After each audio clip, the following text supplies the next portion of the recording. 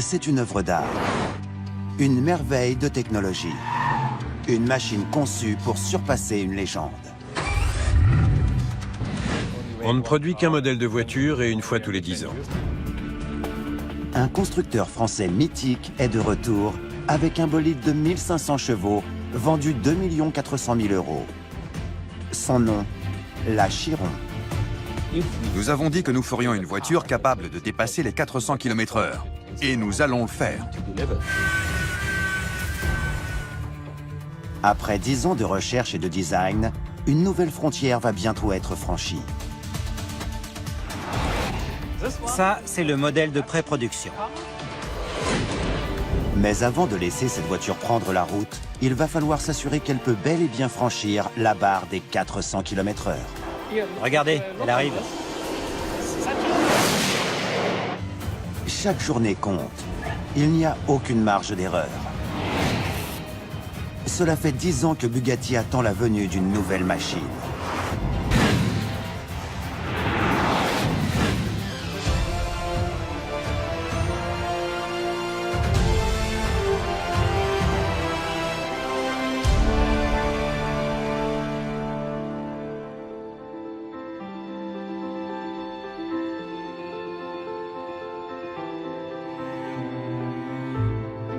Bienvenue à Molsheim, dans le Bas-Rhin. C'est ici que Bugatti, depuis 1909, construit ses voitures de légende. Nous sommes à l'atelier. C'est ici que nous assemblons les Veyron jusqu'à maintenant. Il a fallu l'adapter à notre nouveau modèle, la Chiron. Cette usine automobile est unique en son genre. Ici, tout est artisanal. Personne ne se presse. Pourtant, la tension est palpable. La production de la toute nouvelle hypercar de la marque va commencer d'ici 6 mois. Il reste peu de temps avant que la production commence. C'est une course contre la montre. La Chiron sera fabriquée à 500 exemplaires, vendue 2 400 000 € l'unité, sans option. Un élément suffit à la décrire.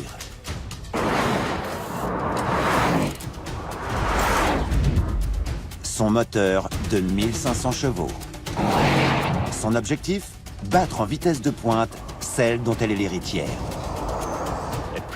Nous détenons le record du monde de vitesse maximale pour une voiture de production, soit 431 km/h. Et la nouvelle sera encore plus rapide.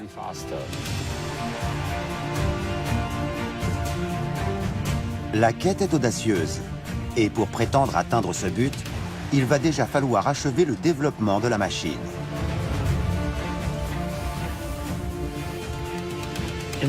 Nous sommes arrivés au moment où nous allons passer du prototype à la voiture de production. Et ça ne se fait pas sans stress. Nous allons devoir réaliser les derniers tests. Ces tests sont d'une importance cruciale. Cette voiture est en tout point extraordinaire. Jamais dans l'histoire de l'automobile, un constructeur n'aura cherché à braver autant de lois de la physique pour atteindre son objectif. Il existe un certain nombre de limites physiques liées à des facteurs techniques. Elles sont faites pour être repoussées. Bugatti présente la Veyron en 2005. Elle fait immédiatement tomber un nombre impressionnant de records du monde. Les premiers propriétaires de Veyron pouvaient légitimement se dire que leur voiture était imbattable.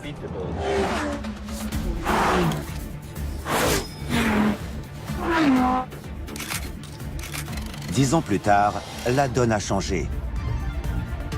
La concurrence est parvenue à produire elle aussi des machines capables de rivaliser avec la vitesse de pointe de ce bolide. La consigne que nous avons donnée était de faire nettement mieux que la fois précédente. Dès le départ, l'objectif est clair. Le moyen d'y arriver, en revanche, l'est moins. Dans un projet comme celui-ci, il faut repousser les limites de la physique. Si nous avions des solutions à tous les problèmes dès le départ, ce serait facile. Ce n'était pas le cas. Pour faire mieux que l'Aveyron, il faut aller au cœur du problème. Aller plus vite impose de concevoir un nouveau moteur. Beaucoup de rumeurs ont circulé, disant que le moteur serait électrique ou peut-être hybride, ou que ce serait encore une fois un moteur thermique. Les ingénieurs décident que la meilleure solution était de se baser sur le fameux W16 de l'Aveyron. Notre souci principal était de trouver comment augmenter sa puissance. Cette course à la puissance est ce qui alimente l'industrie automobile depuis ses débuts.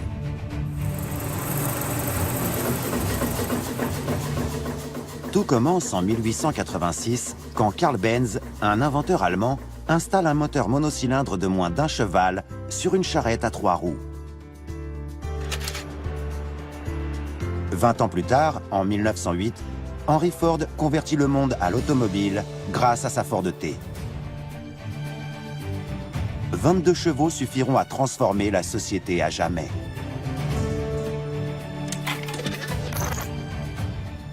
« 47 ans plus tard, la première voiture de production de plus de 300 chevaux débarque sur l'asphalte. Et un autre demi-siècle après, l'Aveyron dépasse la barre des 1000 chevaux. On trouve un peu partout dans le monde des supercars ultra puissantes et offrant de belles sensations de conduite.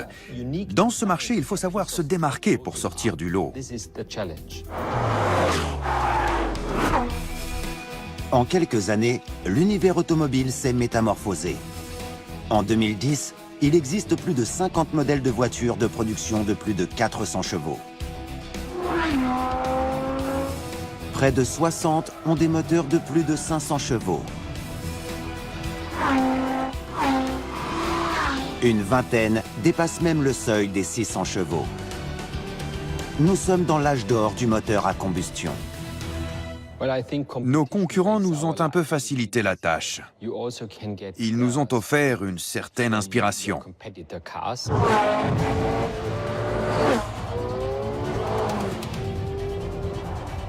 Si à sa sortie l'Aveyron faisait figure d'exception, il existe aujourd'hui au moins 5 hypercars dépassant les 800 chevaux et pouvant atteindre les 340 km/h.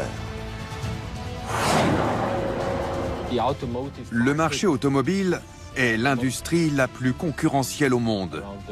Des milliers d'ingénieurs au CV incroyable planchent sans arrêt pour dénicher de nouvelles innovations technologiques. La Chiron sera peut-être la meilleure hypercar de tous les temps. Elle incarnera le zénith de l'ère du moteur à combustion. Ce moteur exploite au maximum les capacités du moteur à combustion. Ça risque d'être très compliqué de loger plus de 1500 chevaux sous un capot de voiture.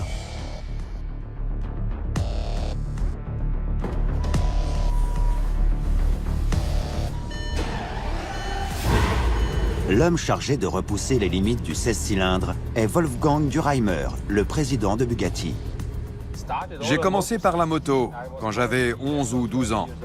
J'ai vu ces pilotes de motocross foncer sur les bosses et je me suis dit que c'était ce que je ferais quand je serais plus grand.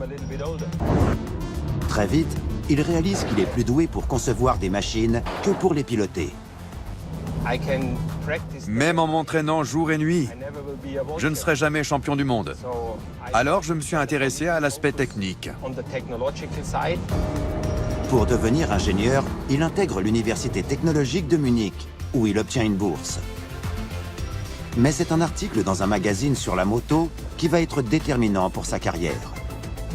L'article parlait d'un problème sur des motos de course.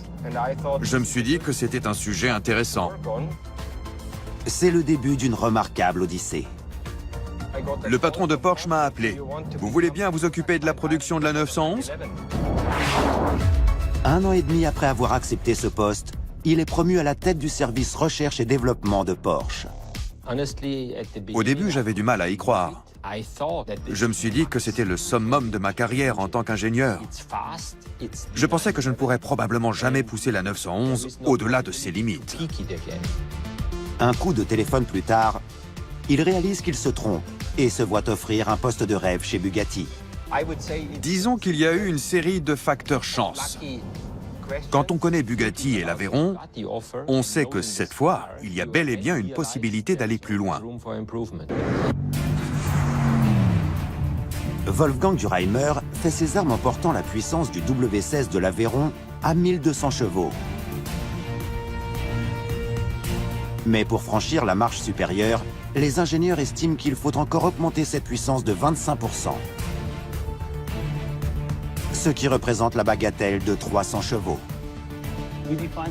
Nous avons établi dès le départ qu'il fallait viser les 1500 chevaux.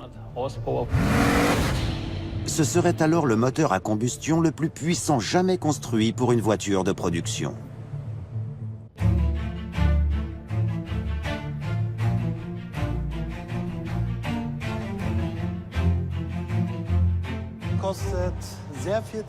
Créer un tel moteur demande beaucoup de temps.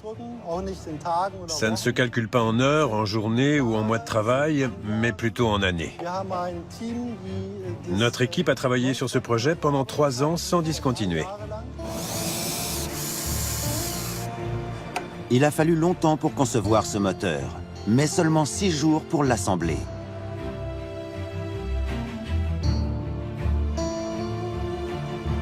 Le W16 a été rénové à 95%. Le secret de son rendement réside dans ses 4 turbos.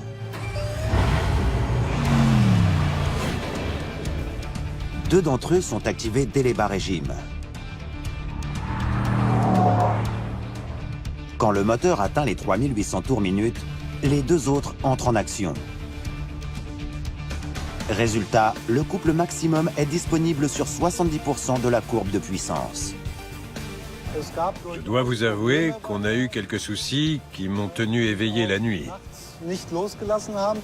Ce rendement phénoménal pose un autre problème, celui du refroidissement. Les ingénieurs ont conçu une pompe à eau capable de faire circuler 800 litres de liquide de refroidissement. C'est l'équivalent de 10 baignoires. Lorsqu'elle tourne à plein régime, cette pompe draine ces 800 litres en 1 minute. Une fois le prototype du moteur achevé, il est testé sur un banc de puissance. Et là, un autre problème se pose.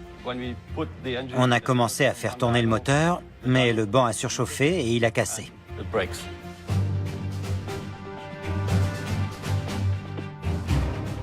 Pour avoir une chance de faire tourner ce moteur à pleine puissance pendant 25 heures, il est nécessaire de fabriquer un banc sur mesure.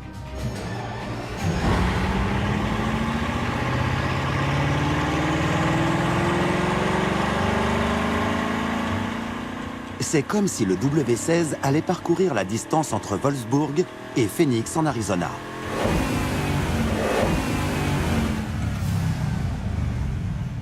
Pour une voiture de ce type, la gestion de la chaleur est cruciale. Un moteur à combustion de 1500 chevaux délivre plus de 1100 kW en termes d'énergie thermique. 1100 kW. Assez pour alimenter une maison en électricité pendant 2 mois. Autant dire qu'il va falloir trouver un moyen très efficace de dissiper cette chaleur.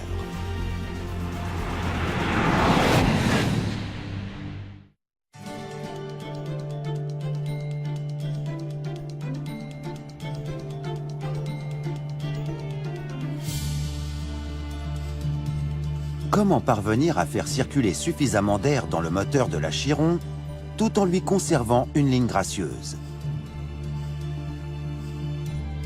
Une nouvelle Bugatti, ça ne se fait pas en un claquement de doigts. Ça vous fait passer des nuits blanches. Dès qu'un problème était résolu, il fallait penser au suivant. C'est entre les mains d'Aki Manscheit que la Chiron va lentement prendre forme. J'ai travaillé sur cette voiture pendant plus de 10 ans. J'ai dessiné des centaines de croquis, réalisé des dizaines de maquettes de différentes versions. Ça a occupé une grande partie de ma vie. J'ai misé ma carrière sur cette voiture. Ce n'est pas à l'école que Aki m'a appris à dessiner, mais plutôt dans les stands. Les pilotes prennent le départ pour cette course mythique d'endurance. Je pense qu'il existe deux approches du design automobile. Soit vous avez des parents architectes ou designers, soit on vous a donné le virus de la mécanique. Mon père était pilote de moto de course dans les années 60. J'ai grandi dans les stands des Grands Prix. La plupart du temps, le design sert essentiellement à faire vendre. Chez Bugatti, l'objectif est assez différent. Quand on s'est donné pour mission de franchir la barre des 400 km/h, il faut penser autrement. Ça commence par beaucoup de réflexions qui vont donner naissance à une série de croquis. Une fois le projet couché sur le papier, il est temps de le visualiser en 3D. On commence par cette ligne-là. Mais il faut pouvoir toucher et observer la machine. Un sculpteur réalise alors une version en argile grandeur nature. Chaque détail est travaillé avec soin jusqu'à atteindre la perfection. Les lignes de la voiture doivent être belles, mais c'est surtout le flux de l'air tout autour qui est critique. Pour atteindre la vitesse de 400 km/h, il faut prendre en compte le moindre détail aérodynamique de la voiture.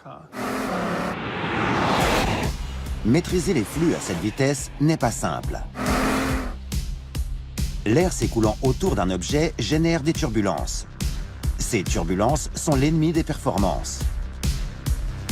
Or, le moteur W16 a besoin d'être ventilé par d'énormes quantités d'air. Pour remédier au problème, rendez-vous chez un certain Dallara, en Italie. Ce constructeur de voitures de course s'est distingué à plusieurs reprises en Indy 500 notamment. Bienvenue dans la soufflerie de Dallara. Nous allons tester un modèle au 2/5 pour comprendre le comportement aérodynamique de la voiture. Cette entreprise a été créée en 1972. Elle a acquis la solide réputation d'être capable de maîtriser le vent. Le ventilateur de cette soufflerie a une puissance de 1000 chevaux. Il propulse l'air vers le modèle réduit. Ici, on peut générer un vent allant jusqu'à 200 km/h. C'est bien loin de la vitesse de pointe espérée de la Chiron, mais cela suffit pour observer les flux autour de la voiture.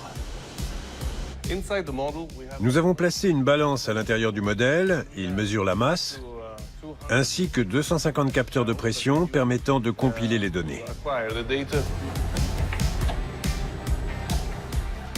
Malgré la petite taille de la maquette, il est possible d'observer le flux d'air autour et à l'intérieur de la voiture. Ce n'est pas simple de conserver de l'appui quand on dépasse les 400 km/h. À titre de comparaison, un Airbus décolle à 280 km/h.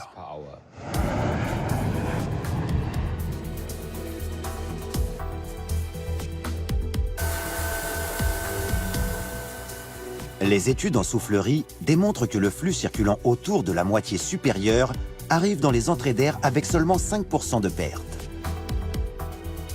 L'air s'engouffre à l'intérieur de ces évents, ici, puis il est acheminé directement dans le compartiment moteur. Ces larges évents stylisés sont un exemple rare de combinaison entre design et aérodynamique. C'est un de ces moments où on se dit Eureka. Les contraintes techniques nous ont guidés vers la conception d'un élément au design unique. Quelque part, c'était un peu comme si le destin s'en était mêlé. C'est l'un des exemples les plus flagrants de mariage réussi entre le design et la quête de performance.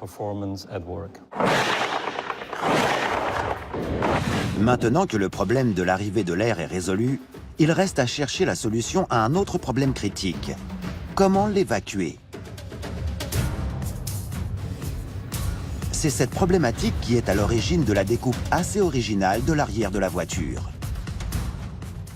Sur ce croquis, nous avons l'extracteur d'air et la partie inférieure du pare-choc arrière. Si on arrive à diminuer la pression ici et à envoyer l'air vers le passage de roue, je crois qu'on atteindra notre objectif. Et l'extraction de l'air par l'arrière sera efficace? Oui, grâce à l'effet Venturi. La découpe de l'arrière de la Chiron revient à placer son pouce sur l'embout d'un tuyau d'arrosage alors que le robinet est ouvert. Le rétrécissement de l'ouverture entraîne une montée de pression, mais également un vide générant une aspiration. L'arrière de l'achiron fonctionne de la même façon. Une zone de basse pression est générée sur environ 1,50 m, ce qui a pour effet d'aspirer l'air chaud contenu dans le compartiment moteur. Maîtriser la circulation de l'air autour d'un moteur de 1500 chevaux, c'est la base quand on veut créer la voiture la plus rapide au monde. Mais le moteur n'est pas le seul élément qu'il faut refroidir.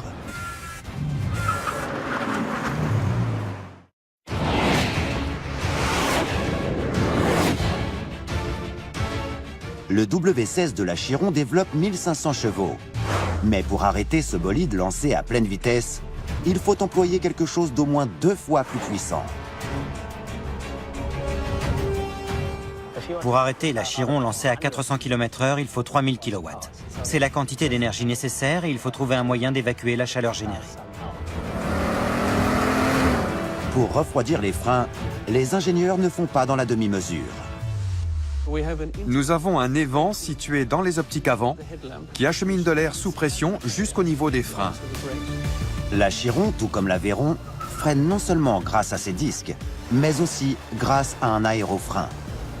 Si vous roulez à 400 km/h et que vous freinez, l'aérofrein s'active et vous obtenez une décélération pouvant atteindre 2 G.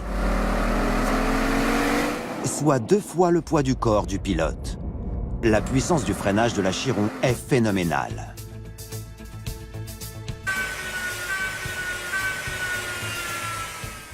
Les freins ont une puissance 3 fois supérieure à celle du moteur. Ces freins sont testés sur un banc d'essai.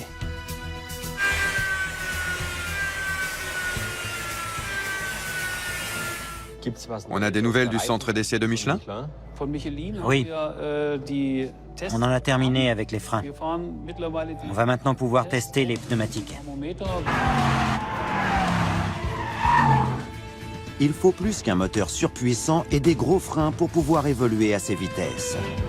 Le choix des pneus s'avère également crucial. On sait qu'on va y arriver, mais on ne sait pas encore comment.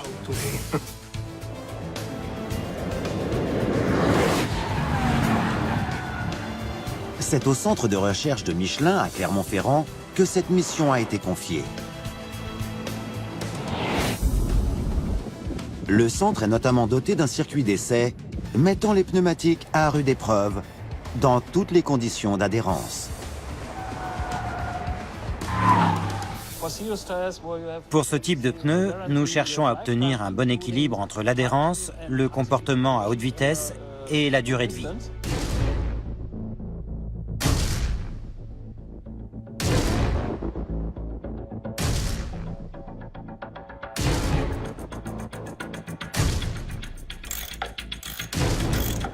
Nous ne sommes qu'à quelques mois de la sortie de l'Achiron. Ces pneus doivent encore subir l'épreuve ultime au centre d'essai de Michelin Aviation à Charlotte, en Caroline du Nord. Nous sommes dans un endroit quasi secret. Ici, on peut tester des pneus dans des conditions extrêmes à plus de 400 km/h. On cherche à battre notre propre record. Mais à ces vitesses-là, les pneus sont soumis à une véritable torture.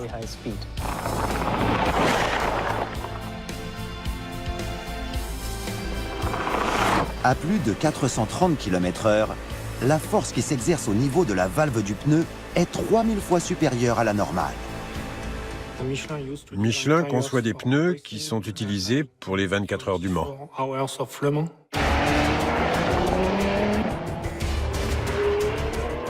Lors de cette course, les voitures atteignent les 340 km/h.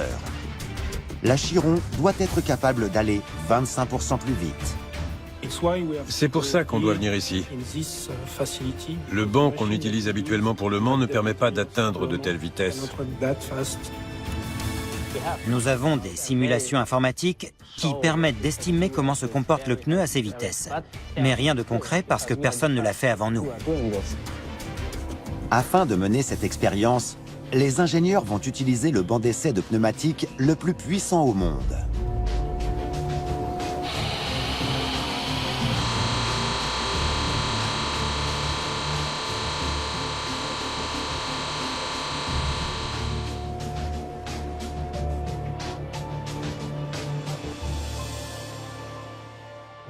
La phase de production approche.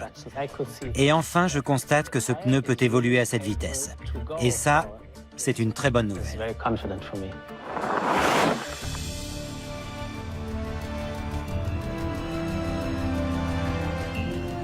Alors que l'échéance approche, l'un des éléments clés de la conception de la Chiron pourrait s'inspirer de la nature.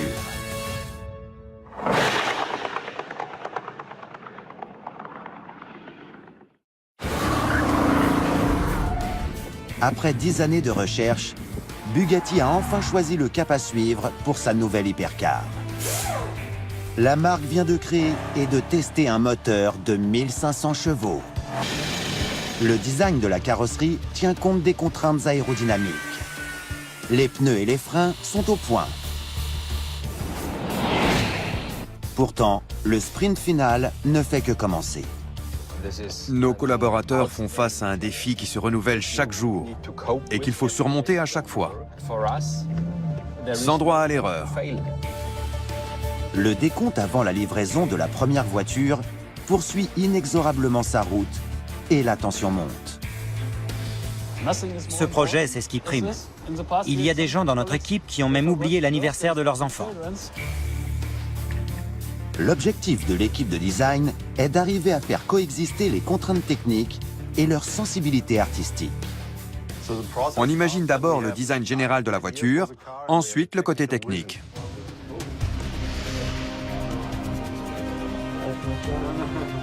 C'est encore une fois chez Dallara que ces deux univers se rencontrent, dans les ordinateurs d'une équipe d'ingénieurs travaillant sur la conception de la monocoque. Comme vous le voyez, on est assez nombreux à travailler sur ce projet. Contrairement à une voiture à châssis tubulaire, une monocoque voit sa rigidité assurée par une carrosserie en un seul tenant. La conception de celle de la Chiron tient compte des expériences menées en soufflerie. On utilise un logiciel de CAO en 3D et nous réalisons des simulations sous FEA. Le FEA est un logiciel permettant de simuler les différentes forces subies par la voiture.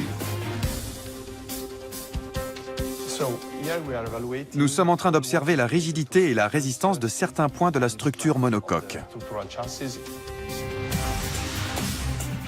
L'opération commence sur un écran d'ordinateur, avant d'être transférée à bord d'un simulateur de conduite très perfectionné. Il permet de tester une voiture avant même sa construction. Au total, plus de 100 000 simulations seront réalisées. Nous avons atteint une raideur structurelle assez importante. Pour cette voiture, la raideur angulaire dépasse les 50 000 Nm. Ce chiffre n'évoque pas grand-chose pour une oreille non initiée. Disons que si vous placiez deux petits monospaces sur la roue avant gauche, la roue arrière droite ne se soulèverait que d'1 degré. Le secret d'une telle réussite réside dans ce que nous a appris Mère Nature. En effet, la structure de la voiture s'inspire du nid d'abeille. On place une structure en nid d'abeille en carbone entre deux feuilles de carbone. C'est une technique que nous avons empruntée à l'aérospatiale.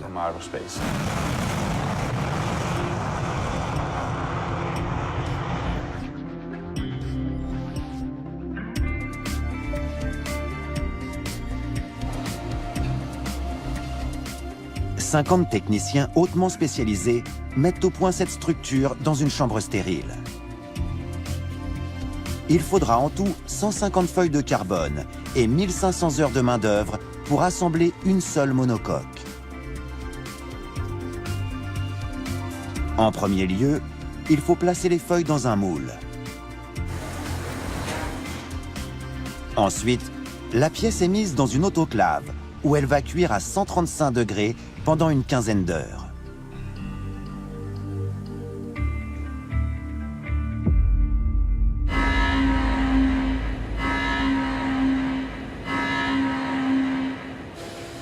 Puis, elle est transférée dans une salle hermétique dans laquelle une fraiseuse va retirer toutes les scories, ce qui prend une journée environ.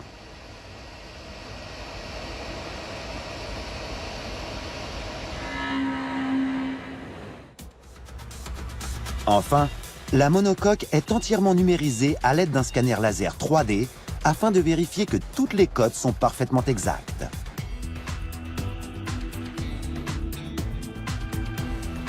Au final, la monocoque ne pèse que 100 kg. Elle est composée de suffisamment de fibres de carbone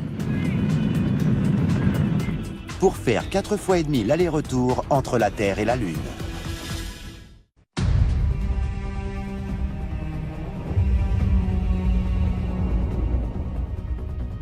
L'échéance approche, tandis que les ingénieurs de Bugatti œuvrent sans relâche au développement d'une voiture attendue depuis plus de 10 ans. Maintenant que la monocoque a été assemblée, il est temps de la mettre à l'épreuve. On réalise des tests sur banc d'essai avant ceux sur circuit. Cette machine permet de faire subir à la structure toutes les sollicitations qu'elle pourrait rencontrer dans les conditions réelles. Au bout de 3 semaines, la voiture subit l'équivalent d'1 an de route. Ce banc d'essai nous permet d'avoir pour la première fois un réel aperçu de la rigidité de la monocoque.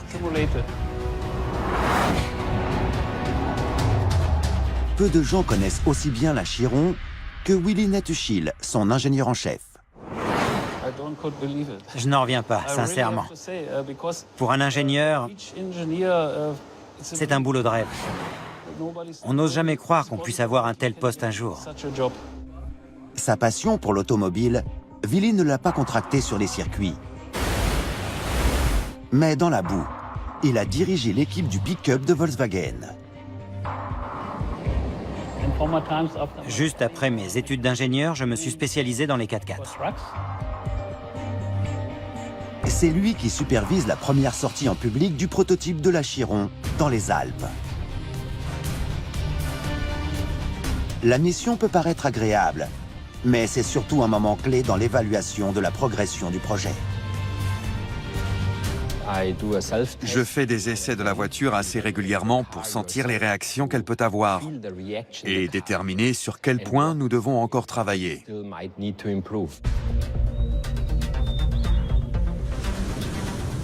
Le convoi met ensuite le cap sur le fameux circuit de Nardo en Italie. Construit en 1975, il présente une piste circulaire inclinée de 12 km 500 si imposante qu'elle est visible de l'espace.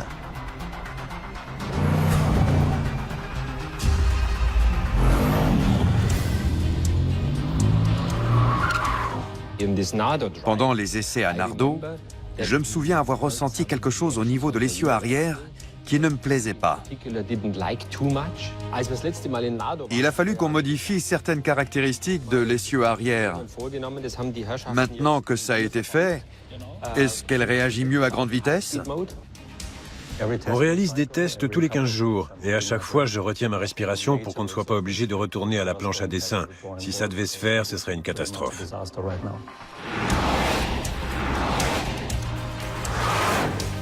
La mise au point de la Chiron ne se fait pas que sur circuit. Si certains prototypes ont la vie dure, d'autres connaissent un destin plus paisible.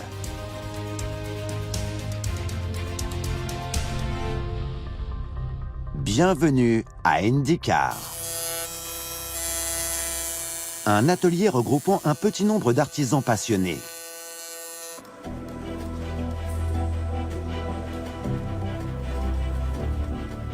C'est ici que l'intérieur de la Chiron va être préparé. Chaque panneau est réalisé par un seul artisan. Il est ensuite posé sur une réplique de la voiture afin de s'assurer qu'il est parfaitement ajusté. Puis, ces garnitures sont livrées à Molsheim, à 550 km de là.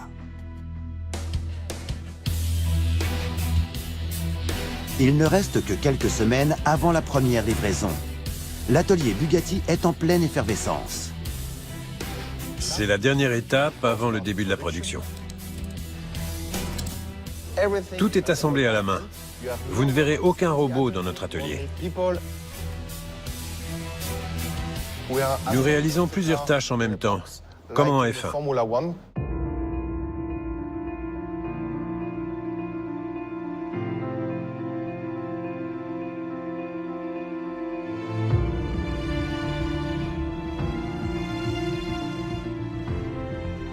3 paires de bras sont nécessaires pour glisser le moteur en place.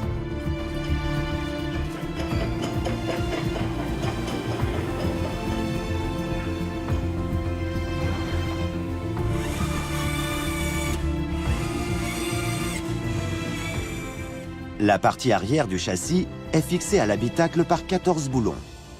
Quand vous travaillez sur une voiture prévue pour dépasser les 400 km/h, le moindre détail compte.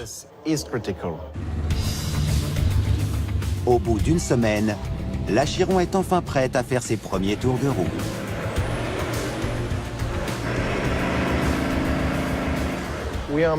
Ici, nous réalisons des tests dynamiques pour les freins, par exemple. Puis, les flancs sont posés. Il s'agit du plus grand panneau de carrosserie en carbone du monde automobile.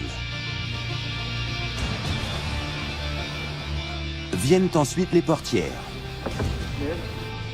les passages de roues et le capot moteur. L'attention portée au détail est absolue. Une fois la carrosserie achevée, il reste à poser les éléments intérieurs.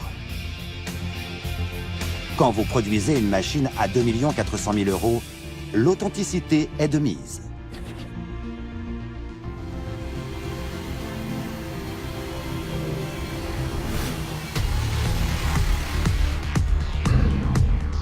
Les prototypes sont ensuite expédiés en Allemagne afin de passer l'ultime épreuve.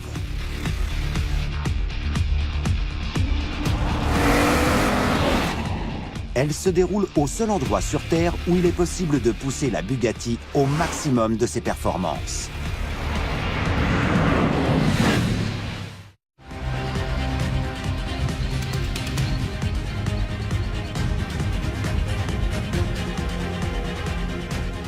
Bienvenue à Rallye, sur l'un des circuits d'essai les plus innovants de la planète.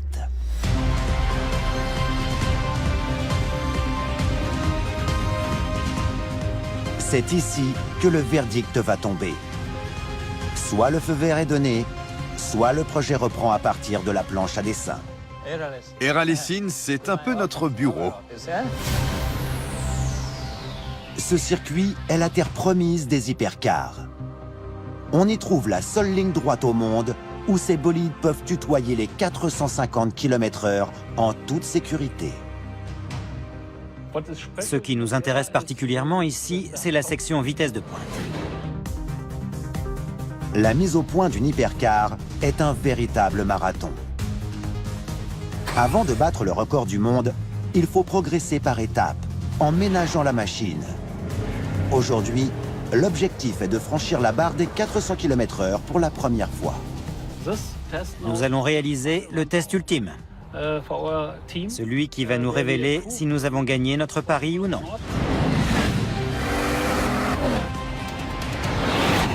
La première livraison approche à grands pas. L'équipe ne peut plus se permettre de retard. Nous allons faire un test de stabilité à 400 km/h. Mais pour ça, il va falloir augmenter très progressivement la vitesse. Le moindre petit réglage a un effet considérable.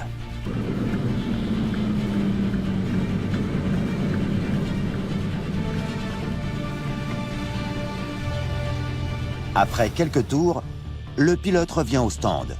Il n'arrive pas à dépasser les 400 km/h parce que l'aileron ne se déploie pas correctement.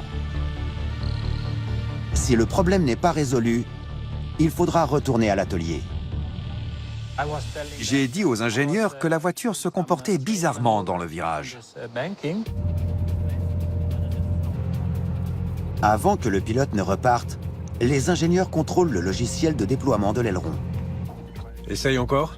Tu veux? Oui. Je redémarre le moteur? Oui. Voilà, on va bien voir. On a regardé d'où pouvait venir le problème. Normalement, ça devrait fonctionner. Mais en tant qu'ingénieur, je veux qu'il n'y ait aucun défaut sur la voiture. Après quelques tours, le pilote est prêt à faire un nouvel essai. L'Achiron boucle les tours très rapidement. Quand on est à bord, on a l'impression de voler.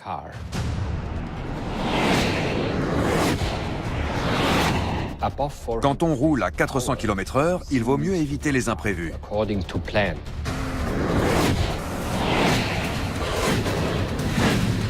Il aura fallu plus de 200 trains de pneus, 5500 tours sur circuit et plus de 100 000 km sur banc d'essai pour arriver à ce stade. Il ne reste plus qu'à franchir la barre fatidique des 400 km/h et l'équipe pourra lancer la production de la Chiron. Ce n'est pas le genre de choses qui s'improvise.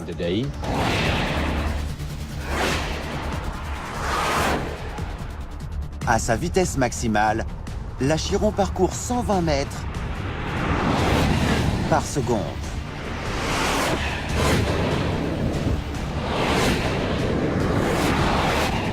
Enfin, le pilote parvient à pousser son bolide au-delà des 400 km/h. La vitesse exacte restera un secret industriel. En tout cas, elle est suffisante pour que la phase de production commence. Nous avons travaillé d'arrache-pied pour peaufiner le moindre détail. Et maintenant, regardez le résultat.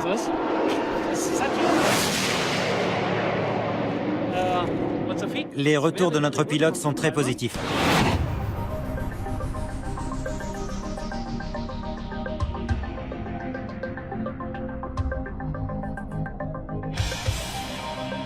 Après des années de travail acharné, Bugatti est sur le point d'annoncer une heureuse nouvelle.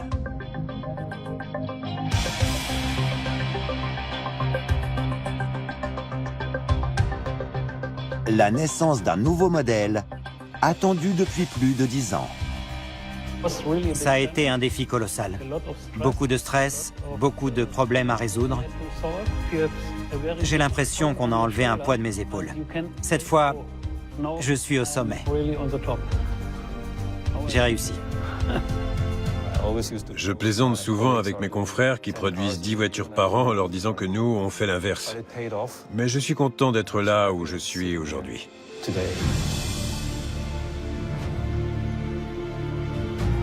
La Chiron est née, mais Bugatti ne compte pas se reposer sur ses lauriers. L'avenir dira si la marque est capable de battre son propre record de vitesse pour une voiture de production, détenue à ce jour par la Veyron Supersport. Je pense souvent à ce record. Je suis certain qu'on pourra le battre, mais nous sommes aux limites des lois de la physique. Depuis le début du XXIe siècle, Bugatti est devenu la référence en matière de puissance et de vitesse pure. La nouvelle machine a le potentiel pour atteindre des performances jusqu'à présent jugées utopiques. Nous avons voulu montrer au monde jusqu'où nous pouvons pousser une voiture homologuée pour la route et mettre au défi tous nos concurrents de nous battre. Et je sais qu'ils sont nombreux à vouloir le faire.